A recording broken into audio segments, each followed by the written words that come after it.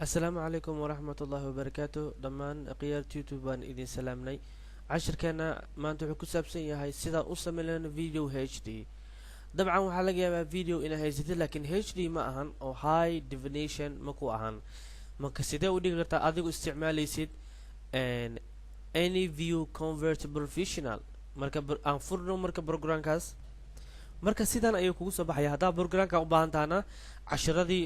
hore ku soo dhaafay ayuu ku jira marka waxaan sameeynaa videoga aad samaysatay waxa ka dhigtaa meeshan waxa tagtaa ay ku qoran tahay add video files ku dhufo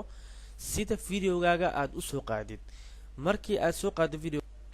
markii sida kugu soo baxo videogaaga waxa leedahay waxa ku dhufsanaysaa open ayaa leedahay marka open aadidba videoga wuu ku soo galayaa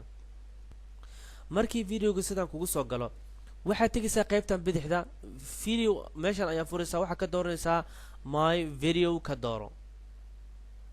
marka my video ka doortid waxa lagaga baahan inaad samaysid meeshan inaad furtid ayaa lagaga baahan yahay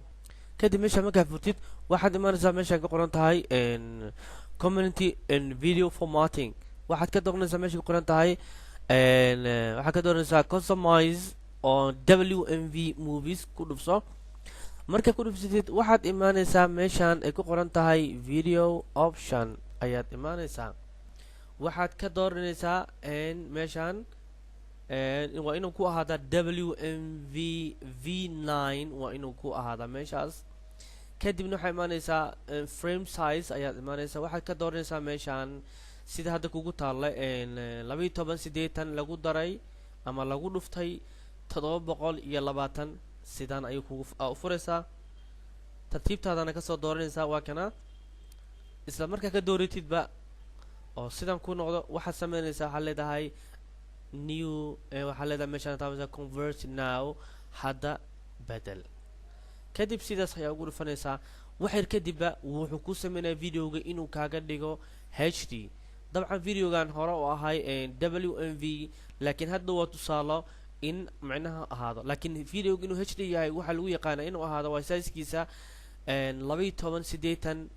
lagu dhuftay 720 waa high definition ayuu ku noqonayaa marka waa intaas oo kaliya si free ah ayaad ugu bedeli kartaa software-kan waxaa ka helaysaa casharka ku soo dhaafay insha Allah biidhnillaahi kariim khayr ayaan idin rajeynayaa wassalaamu calaykum waraxmatullaahi wabarakaatuh wajazaakum allahu khayran